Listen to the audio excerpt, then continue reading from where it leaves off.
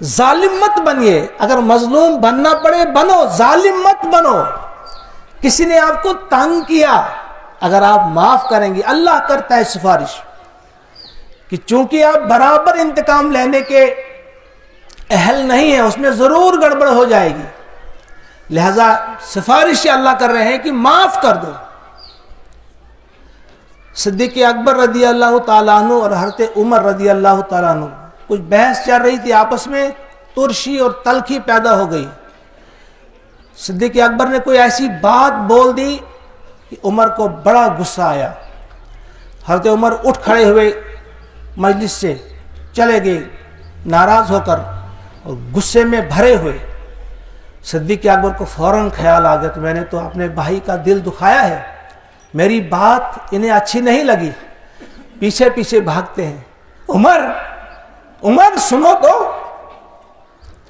عمر سنو تو، یہ صدیق اکبر ہے، نبی کے بعد اگر کوئی ہستی ہے تو وہ صدیق اکبر ہے۔ ہم کہتے ہیں ہم معافی مانگیں گے، ہم کہتے ہیں ہم اپنی خطا مانیں گے، ہم تو پہنچے ہوئے ہیں، ہمارے اوپر تو بس صرف خدا ہے اور کوئی نہیں ہے۔ بے غیرتی ہے، بے شرمی ہے، بے ایمانی ہے یہ۔ اگر ہمارا ایمان ہوگا ہم ایک دوسرے کو معاف کرنے والے بنیں گے،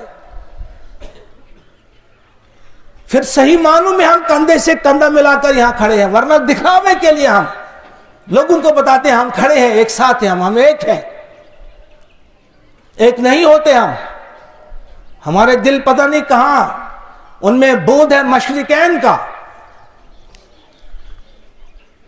صدیق اکبر بھاگتے ہیں پیچھے پیچھے عمر سے کہ عمر بات سنو۔ عمر گھر چلے جاتے ہیں، صدیق اکبر کھڑے ہیں دروازے پہ، عمر دروازہ بند کر دیتے ہیں، صدیق اکبر باہر کھڑے ہیں۔ کون صدیق اکبر؟ یار غار، امام الانبیاء کے یار، خاص یار۔ جب کھولا نہیں دروازہ عمر نے، صدیق اکبر کہا کہ میں حضور کے پاس چلتا ہوں۔ آپ چلتے ہیں حضور کے پاس، لیکن اسی اسنا میں عمر بھی بہرحال عمر تھے۔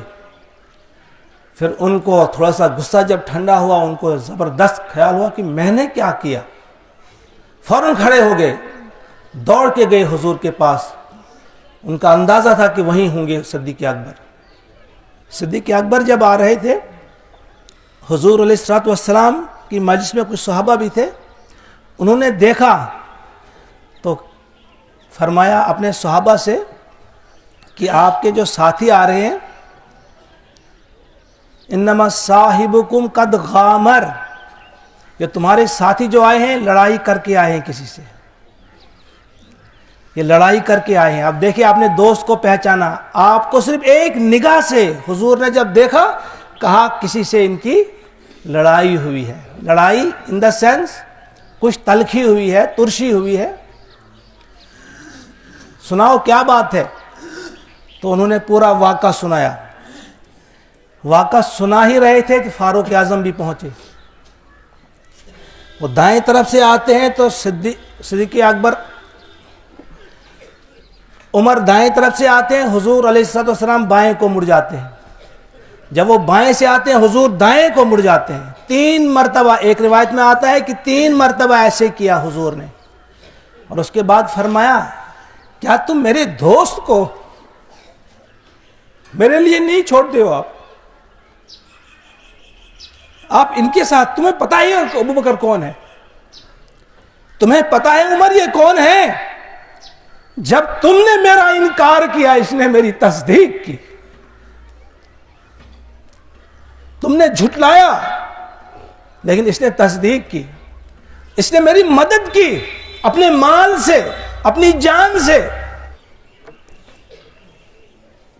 یہ میں آپ کے سامنے صرف یہ بتا رہا تھا کہ فاروق اعظم جیسے فرد، صدیق اکبر جیسے فرد اپنی غلطی ماننے کے لیے کیا کر رہے تھے۔ جب ڈانٹ رہے تھے حضور فاروق اعظم کو تو صدیق اکبر وہاں سے بول پڑے کہ میں نے غلطی کی تھی، اے اللہ کے رسول غلطی مجھ سے ہوئی تھی، مجھ سے غلطی ہوئی تھی۔ یعنی اب وہ چاہتے نہیں تھے کہ ان کو ڈانٹا جائے. تو ایک دوسرے کو معاف کرنا, آپسی بھائی چارے کو قائم رکھنا, محبت کی فضا برقرار رکھنا, یہ ان 2 عیدوں کا پیغام ہے. اسی لیے ہم کندھے سے کندھا ملا کر یہاں کھڑے ہوتے ہیں.